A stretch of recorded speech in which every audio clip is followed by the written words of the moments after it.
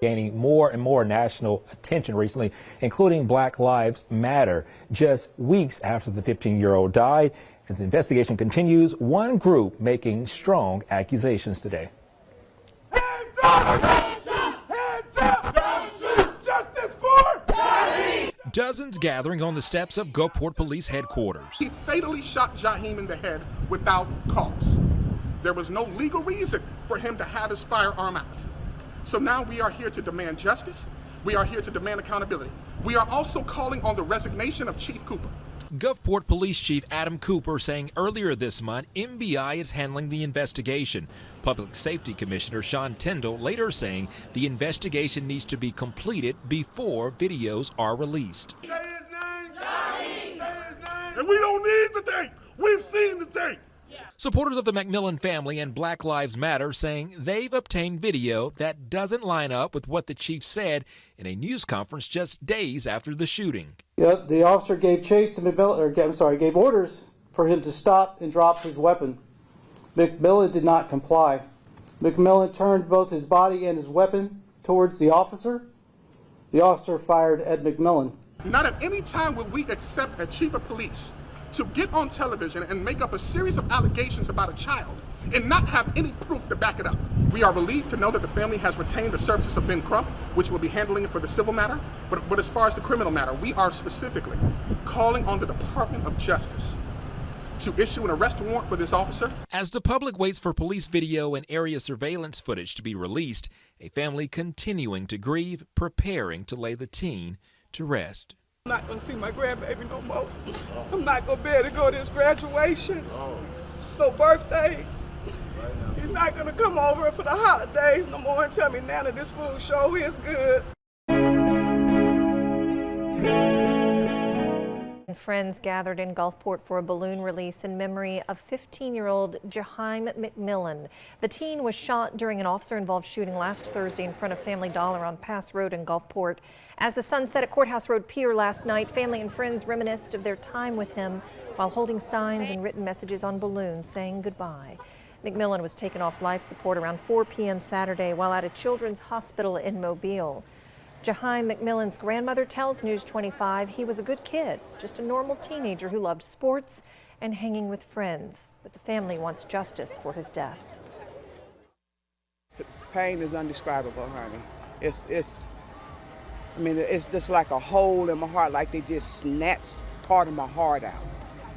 You know, it's just what happened to him, getting shot in the head. I just still trying to process it. Deborah Stout said that she saw a Gulfport police officer shoot 15-year-old Jaheim McMillan in front of a Family Dollar store on October 6, 2022, but that she did not see a gun on Jaheim.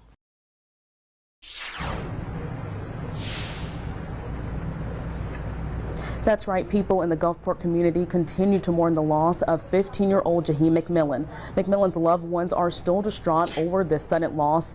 Also, many supporters during the funeral services helped uplift the family. Now, during the service, nearly 300 of Jaheim's family, friends, and community members said their goodbyes with his burial following shortly after. Community leaders spread messages of encouragement, music selections, and how to stay unified. Civil rights attorney Ben Crump will also represent McMillan's case. He was also at the service. Family members tell us even through this time of grief, they will continue to celebrate Jaheim's life. Take a listen. This devastating news, it broke my heart, because I was just talking to him. He had so much life in him. Now I just think, he'll never go to prom. He'll never get to enjoy the fruits of high school, meeting friends, going to dances, having a girlfriend, just experiencing what high schoolers experience. Just have to say we just have to just aim for change and change within the system. Shoot! Don't shoot! What do we want? Justice!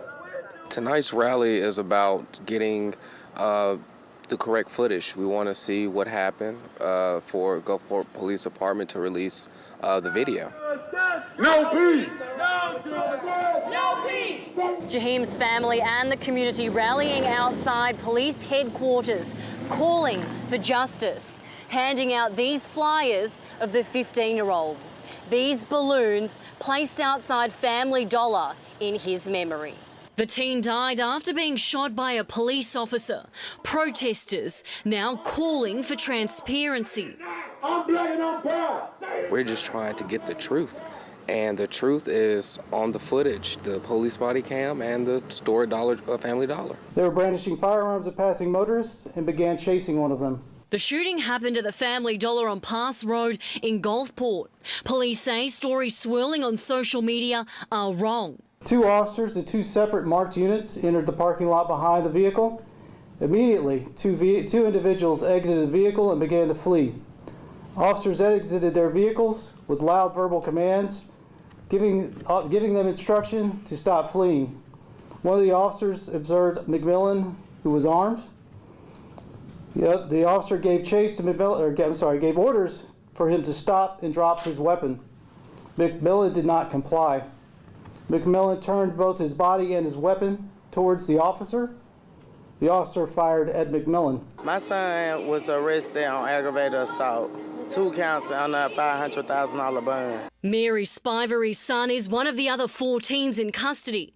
She says the boys are going to be tried as adults. My son would not do that. I want some answers. I want some justice.